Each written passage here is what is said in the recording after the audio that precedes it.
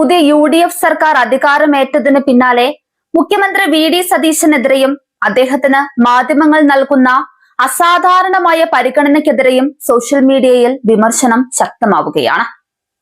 തെരഞ്ഞെടുപ്പ് പ്രചാരണ കാലത്ത് നൽകിയ വാഗ്ദാനങ്ങളും ഫലപ്രഖ്യാപനത്തിന് തൊട്ടു മുൻപ് നടത്തിയ അന്യസംസ്ഥാന സന്ദർശനങ്ങളും ചൂണ്ടിക്കാണിച്ചാണ് രാഷ്ട്രീയ നിരീക്ഷകരും അണികളും രംഗത്തെത്തിയിരിക്കുന്നത്. സിനിമയിലെ വ്യാജ അധ്യാപകനായ രവി പത്മനാഭനോട് സതീശനെ ഉപമിച്ചുകൊണ്ട് അദ്ദേഹം വൈകാതെ തന്നെ പൊതുസമൂഹത്തിന് മുൻപിൽ തുറന്നു കാട്ടപ്പെടുമെന്ന കടുത്ത രാഷ്ട്രീയ ഓഡിറ്റിംഗ് ആണ് ഇപ്പോൾ സൈബർ ഇടങ്ങളിൽ നടക്കുന്നത്. പ്രധാനമായും തെരഞ്ഞെടുപ്പ് ഫലം പ്രഖ്യാപിക്കുന്നതിന് 3 ദിവസം മുൻപ് സതീശൻ കർണാടകയിലേക്ക് നടത്തിയ ചാർട്ടേഡ് ഫ്ലൈറ്റ് യാത്രയെക്കുറിച്ചാണ് ഗുരുതരമായ ചോദ്യങ്ങൾ ഉയർന്നത്.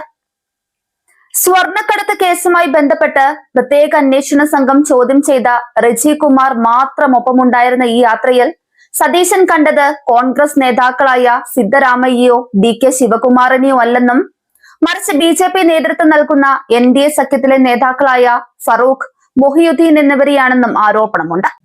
ഈ യാത്രയ്ക്കായി ഉപയോഗിച്ച സഫ്രോൺ സ്റ്റോക്കേഴ്സ് എന്ന ചാർട്ടേഡ് വിമാനത്തിന് അദാനി ഗ്രൂപ്പുമായി ബന്ധമുണ്ടെന്ന ആരോപണവും മുഖ്യമന്ത്രിയായതിനു ശേഷം സതീശൻ ധനകാര്യത്തോടൊപ്പം വിഴിഞ്ഞം തുറമുഖം ഉൾപ്പെടുന്ന വകുപ്പ് കൂടി ഏറ്റെടുത്തതും കൂട്ടി വായിക്കേണ്ടതാണെന്ന് സോഷ്യൽ മീഡിയ ചൂണ്ടിക്കാണിക്കുന്നുണ്ട്. എന്നാൽ ഇത്രയും വിവാദപരമായ ഒരു വിഷയത്തിൽ മാധ്യമങ്ങൾ കാണിക്കുന്ന മൗനം അസാധാരണമാണെന്നാണ് വിമർശനം. യുവതലമുറയെ ലക്ഷ്യം വെച്ച് വണ്ടികൾ മോഡിഫൈ ചെയ്യാൻ അനുവദിക്കുമെന്ന സതീശന്റെ തെരഞ്ഞെടുപ്പ് വാഗ്ദാനവും ഇപ്പോൾ ചർച്ചയാകുന്നുണ്ട്. മോട്ടോർ വാഹന നിയമം സെക്ഷൻ 52 പ്രകാരം വാഹനങ്ങളുടെ യഥാർത്ഥ സ്പെസിഫിക്കേഷൻ മാറ്റുന്നത് കർശനമായി വിലക്കുന്ന സാഹചര്യത്തിൽ നിയമത്തിൽ 2 മാസ്റ്റർ ബിരുദമുള്ള സതീശൻ ഈ വാഗ്ദാനം എങ്ങനെ നടപ്പിലാക്കുമെന്ന ചോദ്യവും പ്രസക്തമാണ്. ഇതിന് ഒന്നെങ്കിൽ MVD പരിശോധനകൾ ഒഴിവാക്കണം, അല്ലെങ്കിൽ കേന്ദ്ര നിയമ ഭേദഗതിക്കായി ഡൽഹിയിൽ സ്വാധീനം ചെലുത്തണം.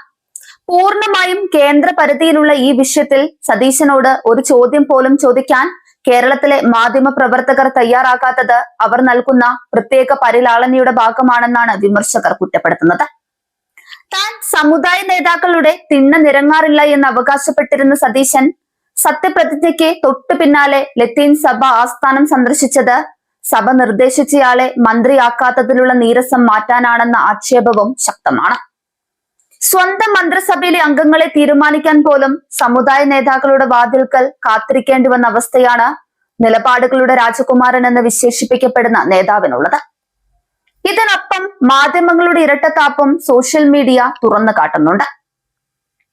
2021 മുൻ സർക്കാർ മന്ത്രിമാരുടെ ബംഗ്ലാവ് മോടി പിടിപ്പിക്കാൻ 98 ലക്ഷം രൂപ ചെലവഴിച്ചപ്പോൾ അതിന് ദൂർത്തായി ചിത്രീകരിച്ച മാധ്യമങ്ങൾ 2026 UDF മന്ത്രിമാർക്കായി 3.95 കോടി രൂപ ചെലവഴിക്കുമ്പോൾ അതിന് കേവലം അറ്റകുറ്റപ്പണിക്കായി ലഘൂകരിക്കുകയാണെന്നാണ് ഇവർ ആരോപിക്കുന്നത്. BJP LDF ഡീൽ ഉണ്ടെന്ന് പറഞ്ഞ് ആദ്യം ന്യൂനപക്ഷങ്ങളെ കൂടെ നിർത്തിയ സതീശൻ പിന്നീട് BJPയുമായി അന്തർധാരയുണ്ടാക്കി അവരെ നിയമസഭയിൽ എത്തിച്ചതായും രാജ്ഭവനിലെ RSS നേതാക്കളുമായുള്ള അടുപ്പവും ഇതിന് അടിവരയിടുന്നതാണെന്നും വിമർശനങ്ങളിലുണ്ട്. സത്യപ്രതിജ്ഞാ ദിവസം വന്ദേ മാതരം ആലപിപ്പിച്ചതും ഒടുവിൽ RSS മുഖപത്രം സതീശനെ പുകഴ്ത്തി എഡിറ്റോറിയലിൽ എഴുതിയതും ന്യൂനപക്ഷങ്ങളെ വഞ്ചിച്ചതിന്റെ തെളിവായാണ് ഉയർത്തിക്കാട്ടുന്നത്.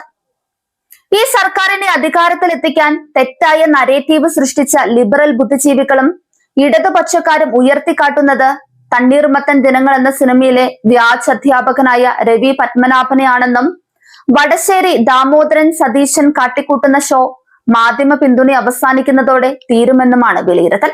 അതുവരെ സതീശന്റെ ഷോ തുടരും.